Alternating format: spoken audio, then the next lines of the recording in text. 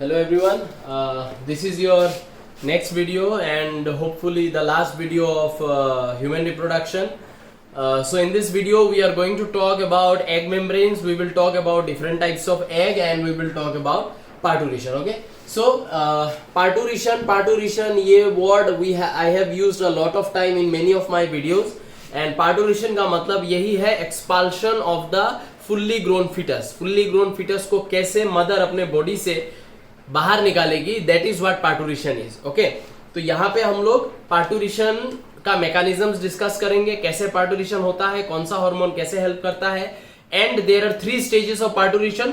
सो उन तीनों स्टेज में इंडिविजुअल स्टेजेस में क्या क्या होता है वो भी आज पढ़ेंगे. ठीक है, तो यहाँ पे देखो मैंने कुछ पॉइंट्स लिखा है. ठीक है, these are mostly the definitions जो कभी कभी तुम लोग के एग्जाम्स में आ सकता है. ठीक है, average duration of human pregnancy is about ये.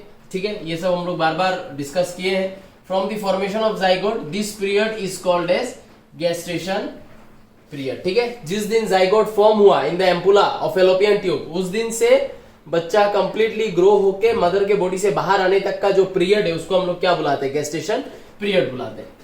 The process of delivery of foetus is called parturition. So gestation and parturition में there is a difference. Parturition मतलब the process which involves in the expulsion of the baby, that is parturition. gestation period माने time जो लगा एक zygote को fully grown foetus बन के बाहर निकलने में, that is gestation period. ठीक है, तो ये जो पार्टूरिशन है जो आज का हमारा डिस्कशन है, ये बेसिकली क्या है, ये एक न्यूरो एंडोक्राइन मैकेनिज्म है. ठीक है, मतलब इसमें कुछ कुछ नर्वस सिग्नल, न्यूरो माने न्यूरॉन का signalling as well as endocrine mechanism. Endocrine mechanism माने role of hormones are also involve in this process. कैसे रोल ऑफ हार्मोन इन्वॉल्व है ये आगे हम लोग देखेंगे. The signals for parturition originate from the fully developed foetus. ठीक है, पहला जो सिग्नल बाहर आने का जो होता है वो फुल्ली डेवलप्ड फीटस खुद देता है. किसके एसोसिएशन में, किसके साथ मिलकर, प्लेसेंटा के साथ मिलकर.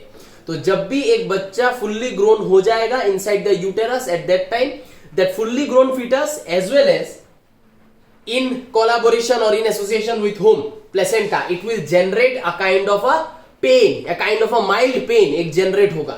और वो mild pain कभी कभी हम लोग मूवीज में देखते हैं, अचानक फीमेल का थोड़ा सा mild pain आता है at the upper part of uterus, तो अचानक कुछ काम करते करते ऐसे ऐसे ऐसे कर लेती है. सब लोगों ने देखा है मूवीज में. ठीक है, तो उसी तरीके से जो पहला पेन होगा वो पहला pain fully grown foetus and placenta दोनों मिलके उस पेन को स्टार्ट करेगा. ठीक है, अच्छा, which induces mild contraction called fetal ejection reflex. ये जो पहला पेन एक होगा लेबर पेन, उस पहला लेबर पेन को हम लोग क्या बुलाते हैं, फीटल इजेक्शन रिफ्लेक्स. ओके, और जैसे ही फीटल इजेक्शन रिफ्लेक्स होगा, ये रिफ्लेक्स क्या करेगा, एक तो पेन क्रिएट करेगा और दूसरा ये फीटल इजेक्शन रिफ्लेक्स होने के साथ साथ 2 हार्मोन का रिलीज होना चालू हो जाएगा. ठीक है, उन 2 हार्मोन में एक हार्मोन का नाम क्या है, ऑक्सीटोसिन. ऑक्सीटोसिन क्या करेगा, हाइपोथैलेमस ऑक्सीटोसिन का रिलीज करवाएगा और जैसे ही ऑक्सीटोसिन का रिलीज हाइपोथैलेमस करवाएगा from the posterior pituitary gland, वैसे ही ऑक्सीटोसिन आके यूटेराइन कंट्रैक्शन करने का जो फ्रीक्वेंसी है,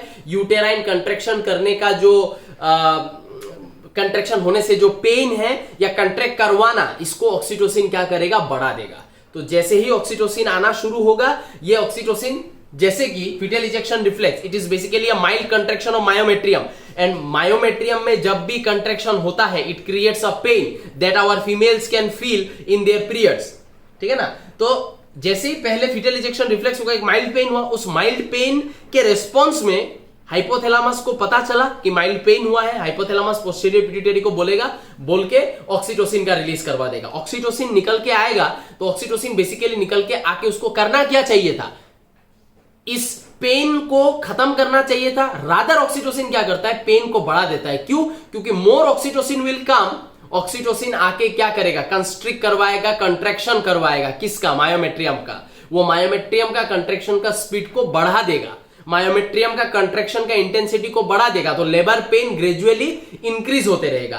तो देखो ऐसे देखो, फीटल इजेक्शन रिफ्लेक्स हुआ, हाइपोथैलेमस को पता चला, पोस्टीरियर पिट्यूटरी को बोला, ऑक्सीटोसिन रिलीज किया.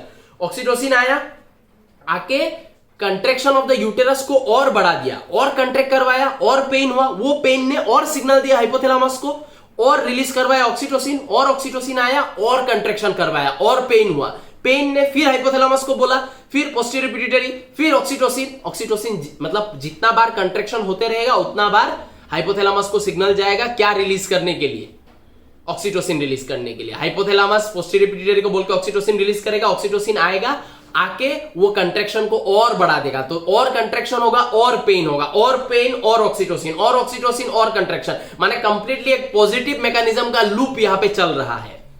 समझ में आया कि नहीं? तो कंट्रैक्शन होगा तो पेन होगा, पेन ऑक्सीटोसिन का रिलीज करवाएगा, ऑक्सीटोसिन आएगा आके और पेन क्रिएट करेगा और सिग्नल जाएगा और ऑक्सीटोसिन आएगा, तो ऐसे होता है। लेबर पेन जब शुरू होता है तो वो 30 मिनट्स के इंटरवल में होता है इनिशियली, उसके बाद धीरे धीरे 30 मिनट्स घट के वो 15 to 20 मिनट्स में आ जाता है, फिर और घटता है, धीरे धीरे 30 सेकेंड्स के इंटरवल में होने लगता है, और तब जाके labour pain becomes too much और वाटर बैग फट जाता है। वाटर बैग फट जाता है माने एमनियोटिक कैविटी फट जाता है, कुछ फ्लूइड फीमेल के वेजाइना से निकल के आना शुरू हो जाता है, उसको हम लोग बोलते हैं वाटर बैग फटना, बिकॉज हर कोई एमनियोटिक कैविटी नहीं बोल सकता है, एमनियोटिक बैग उनको पता नहीं है, तो बेसिकली एमनियोटिक बैग जो है वो फट जाता है, और उसके फटने से वो एमनियोटिक फ्लूइड वेजाइना के थ्रू निकल के आना शुरू हो जाता है।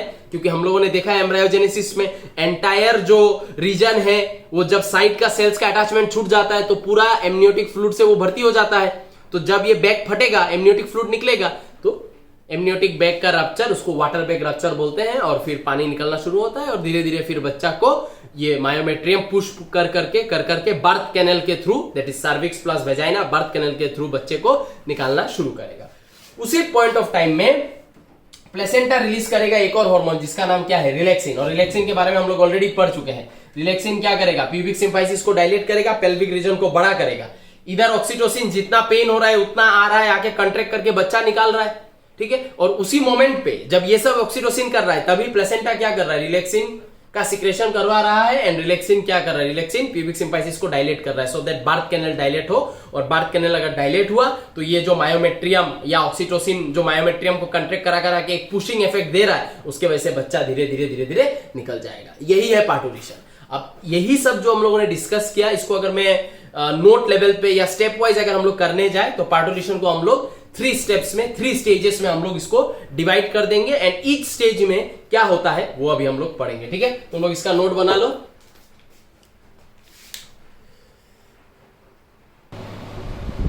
ओके, सो यहां पे मैंने नोट्स बना लिया है। पहला स्टेप का, जैसे कि मैंने बोला, there are 3 stages, dilation stage, expulsion stage, and then there is a stage which is after birth stage, मतलब बच्चा बाहर निकल जाने के बाद, ठीक है, उसके बाद हम लोग क्या करते हैं। So these are 3 stage. इनमें से पहला स्टेज का डिस्कशन हम लोग यहाँ पे कर रहे हैं, डायलेशन स्टेज। तो यहाँ पे मैंने अभी जो बोला, ठीक है, जो भी मैं वर्बली बोला वही मैं यहाँ पे लिख दिया, ठीक है, कि you can see uterine contraction start from the top, मतलब यूटेरस के ऊपर के लेवल से शुरू होगा, due to fetal ejection reflex that is caused by the fully grown foetus and placenta, which occurs after long intervals। पहले जब शुरू होगा तो काफी टाइम इंटरवल में ये पेन जनरेट होगा या फीमेल को फील होगा। तो what is the time interval at the initial point, the time interval is 30 minutes. Her 30 minutes के बाद वो पेन थोड़ा सा होगा, ठीक है। ये pain will result in pushing, ठीक है। ये जो पेन होगा, या फिर ये पेन क्यों हो रहा है, ये पेन हो रहा है क्योंकि मायोमेट्रियम कंट्रैक्ट कर रहा है। तो ये जो मायोमेट्रियम कंट्रैक्ट करेगा तो मायोमेट्रियम अपने अंदर का सामान को बाहर पुश करने शुरू करेगा, तो मायोमेट्रियम क्या करेगा, दिस रिजल्ट्स माने this contraction, this fetal ejection reflex will result in pushing the fetus head towards the cervix, birth canal के तरफ फीटस का मुंडी को पुश करना शुरू कर देगा, ठीक है। दिस स्टिमुलस, ये जो फीटस अपना सर को जो बार बार सर्विक्स के तरफ ढकेल रहा है, ये स्टिमुलस क्या करेगा, ट्रिगर करेगा सिक्रेशन ऑफ क्या, ऑक्सीटोसिन एंड रिलैक्सिन, ठीक है। तो रिलैक्सिन क्या करेगा, यू नो, डायलेशन। ऑक्सीटोसिन क्या करेगा, ठीक है, ऑक्सीटोसिन हाइपोथैलेमस से आएगा, पोस्टीरियर पिट्यूटरी से आएगा, आके ऑक्सीटोसिन कंट्रैक्शन का इंटेंसिटी को और बढ़ा देगा। Concentration of oxytocin gradually increases, क्योंकि जितना कंट्रैक्शन होगा मायोमेट्रियम में उतना पेन होगा, जितना पेन उतना हाइपोथैलेमस को सिग्नल, जितना हाइपोथैलेमस को सिग्नल उतना पोस्टीरियर पिट्यूटरी को सिग्नल, जितना पोस्टीरियर पिट्यूटरी को सिग्नल उतना ऑक्सीटोसिन का रिलीज, जितना ऑक्सीटोसिन का रिलीज उतना फिर से ज्यादा कंट्रैक्शन, ज्यादा पेन, फिर सिग्नल, फिर ऑक्सीटोसिन, तो पॉजिटिव लूप में ये चलते रहेगा। So this will increase the concentration of oxytocin which therefore increases the strength and frequency of contraction. Strength मतलब कितना जोर से कंट्रैक्ट कर रहा है, एज वेल एज फ्रीक्वेंसी, कितना टाइम इंटरवल के बाद कंट्रैक्शन हो रहा है, इन सब के ऊपर ऑक्सीटोसिन आके अपना इन्फ्लुएंस छोड़ना शुरू करेगा. And due to that contraction जब शुरू हुआ था तब हर 30 मिनट्स के इंटरवल में होता था. ग्रेजुअली हम लोग देखेंगे ईच कंट्रैक्शन 1 to 3 मिनट के इंटरवल में होने लगा है. With continued powerful contraction, the amnion ruptures, amniotic cavity फट जाएगा. The amniotic fluid starts coming out from the mother's vagina, और amniotic fluid मदर के वेजाइना से धीरे धीरे निकल के बाहर आना चालू हो जाएगा. ठीक है, तो ये सब तभी हो जाएगा जब फीमेल को कभी कभी हॉस्पिटल ले जाया जाता है. हम लोग देखते हैं कि कोई प्रेग्नेंट वुमेन का घर में अचानक फीटल इजेक्शन रिफ्लेक्स शुरू हो गया एंड फिर टैक्सी उक्सी करके उसको हॉस्पिटल ले जाया जा रहा है. रास्ते में शी इज लाइक बहुत बेचैन है, ऊँग कर रही है पेन के मारे, तभी उसी टाइम पे वाटर बैग फट जाएगा हॉस्पिटल जाते जाते. ठीक है, यही है डायलेशन स्टेज. अब एक्सपाल्शन देखेंगे, बच्चा बाहर कैसे आ रहा है या उसका रिलेटेड नोट क्या है. ठीक है, तो इसका नोट तुम लोग बना लो. Moving towards the next step. ठीक है, तो ये है स्टेप नंबर 2 या स्टेज नंबर 2, एंड इसको हम लोग क्या बुलाते हैं, एक्सपाल्शन स्टेज. ठीक है, यहाँ पे हम लोग ये पढ़ेंगे कि बच्चा बाहर आया और आने के बाद बच्चे का क्या हुआ. ठीक है, तो यहाँ पे हम लोगों ने पहला पॉइंट लिखा है, fetus comes out through the birth canal. ठीक है, that is cervix and vagina with its head coming out first. क्योंकि अभी हम लोगों ने इसका पहला वाला में पढ़ा था कि when the myometrium will contract, the foetus का head is that part which will be pushed through the birth canal, and due to that some stimulus will develop which is going to bring oxytocin and relaxin. Okay, expulsion takes 20 to 60 minutes. पहला fetal ejection reflex feel होने से next 20 to 60 minutes के अंदर expulsion complete हो जाता है. umbilical cord is compressed. अब देखो बच्चा बाहर आ गया, बच्चा बाहर आने के बाद जब तक umbilical cord है तब तक बच्चा अपना न्यूट्रिशन, अपना गैसेस, ये सब के लिए क्या है, अम्बिलिकल कॉर्ड से मदर का प्लेसेंटा से जुड़ा हुआ है, उसके ऊपर डिपेंडेंट है. अब बच्चा बाहर आ जाएगा तो हम लोग को तो प्लेसेंटा एंड अम्बिलिकल कॉर्ड को रिमूव करना पड़ेगा. तो डॉक्टर क्या करता है, एक क्लिप है, वो क्लिप को लगाता है. जब वो क्लिप धीरे धीरे कंप्रेस होता है, तो धीरे धीरे कंप्रेस होगा जब, तो वो जो अम्बिलिकल कॉर्ड के थ्रू जो ब्लड का आवन जावन है वो भी क्या होगा, धीरे धीरे बंद होगा. डायरेक्टली बंद नहीं करेंगे, धीरे धीरे बंद करेंगे. ठीक है ना, तो जब धीरे धीरे बंद होगा तो फिटस के बॉडी को ऑक्सीजन कम मिलने लगेगा. तो फिटस का बॉडी क्या करेगा, फॉर सर्वाइवल फिटस का बॉडी को अपना मैकेनिज्म चालू करना पड़ेगा. अरे फिटस में भी तो उसका लंग्स बन चुका है ना, लेकिन वो काम नहीं कर रहा है. क्यों? क्योंकि उसको अभी तक न्यूट्रिशन मदर के ब्लड से अम्बिलिकल कॉर्ड के थ्रू होते हुए मिल ही रहा था. लेकिन अब जब वो बाहर आ जाएगा तो उसको तो हम लोग अम्बिलिकल कॉर्ड से जोड़े हुए नहीं रख सकते, तो हम लोग अम्बिलिकल कॉर्ड को धीरे धीरे बंद करते हैं. तो जब धीरे धीरे वो कंप्रेस होगा तो ब्लड का flow between the fetus and the mother वो धीरे धीरे बंद हो जाएगा. तब फिटस को क्या करना पड़ेगा, अपना सिस्टम को खुद चलाना पड़ेगा, अपना ब्रीदिंग उसको खुद अपने लंग से लेना पड़ेगा. तो उसके लिए हम लोग यहाँ पे उसी रिलेटेड पढ़ रहे हैं. The umbilical cord is compressed so that the fetus start working out with its own organs and organ system. ठीक है, क्योंकि हम लोग तो अभी काट के निकाल लेंगे प्लेसेंटा अम्बिलिकल कॉर्ड को. Fetus can not stay any more dependent on its mother for its circulation, for its breathing process. उसको अपना खुद का सिस्टम को चालू करना पड़ेगा. ठीक है, फॉर दिस स्विच ओवर, अभी तक मदर के ऊपर डिपेंडेंट था, अब खुद का ऑर्गन्स को चलाना पड़ेगा. Fetus must self synthesize, self produce a chemical जिसका नाम है nitric oxide in its body, and this is that chemical which will activate उसका खुद का ऑर्गन या ऑर्गन सिस्टम, उसका खुद का रेस्पिरेटरी मैकेनिज्म्स को एक्टिवेट करेगा. कौन? ये केमिकल. तो इस केमिकल को बच्चा को खुद से प्रोड्यूस करना है अपने बॉडी में. अगर प्रोड्यूस कर लिया तो निकलने के बाद जैसे अम्बिलिकल कॉर्ड पे हम लोग वो क्लिप लगाएंगे जो धीरे धीरे कंप्रेस करेगा, तुरंत ये नाइट्रिक ऑक्साइड क्या करेगा, लंग्स को चालू करना शुरू कर देगा या लंग्स को एक्टिवेट करना चालू कर देगा. फिटस अपना रेस्पिरेशन खुद से लेना शुरू कर देगा. Failure to synthesize enough nitric oxide causes hypoxemic respiratory failure. अगर बच्चा खुद के बॉडी में खुद से, if the fetus is not able to self synthesize nitric oxide to the necessary amount which is required, then उसका respiratory system will not work, will not get active. This condition is called as hypoxemic respiratory failure. Hypoxemic माने body में oxygen कम है क्योंकि respiratory failure हो गया है, respiratory system चालू नहीं हुआ है. अंडर सच कंडीशन हम लोग को बच्चे को अगर बचाना है तो ऑक्सीजन का जैसा एक मास्क बच्चे के मुंह में लगाना पड़ेगा एंड गैसेस को, नाइट्रिक ऑक्साइड को बाहर से पुश करके उसके लंग्स में घुसा देना पड़ेगा क्योंकि उसका लंग्स तो चालू हुआ ही नहीं. अगर खुद से नाइट्रिक ऑक्साइड वो बना लेता तो चालू हो जाता, खुद से अगर वो नहीं बना पाया तो लंग्स तो चालू होगा नहीं, तो हम लोग को क्या करना पड़ेगा, एक ऑक्सीजन मास्क के जैसा उसके मुंह पे लगाना पड़ेगा एंड नाइट्रिक ऑक्साइड गैसेस को पुश करके उसके लंग्स में घुसाना पड़ेगा, सो दैट नाइट्रिक ऑक्साइड उसके लंग्स में जाए और जाके लंग्स को एक्टिवेट कर दे। ठीक है, तो ये जो मैकेनिज्म है जहां पे हम लोग गैसेस को पुश करके अंदर भेजते हैं, इसको हम लोग क्या बुलाते हैं, इसको हम लोग बुलाते हैं पॉजिटिव प्रेशर ब्रीदिंग। और अभी हम लोग कैसे ब्रीथ कर रहे हैं, मैं पढ़ाते पढ़ाते कैसे ब्रीथ कर रहा हूं, हमारा ब्रीदिंग मैकेनिज्म है negative pressure breathing. That means हमारा लंग्स अंदर से एक सक्शन कर रहा है और उस सक्शन के वजह से बाहर से एयर मेरे अंदर जा रहा है।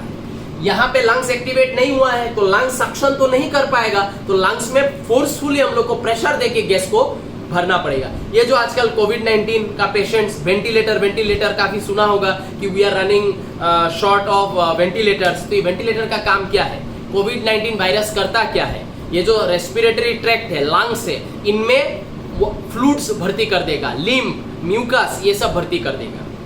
ठीक है, और जब ये सब भर्ती कर देगा तो लंग्स जो खींच के अंदर एयर को लेता है वो लंग्स नहीं कर पाएगा, तब एक पेशेंट को वेंटिलेटर में रखना पड़ता है और वेंटिलेटर एयर को पुश कर करके लंग्स के अंदर घुसाता है और फिर बाहर निकाल लेता है, फिर पुश करके अंदर घुसाएगा। तो अगर एयर को पुश करके लंग्स के अंदर घुसाया जा रहा है, दिस इज पॉजिटिव प्रेशर। अगर लंग्स खुद के सक्शन से एयर को खींच रहा है तो it is negative pressure breathing. ठीक है, सो आई होप ये वाला क्वेश्चन क्लियर हुआ है तुम लोग का।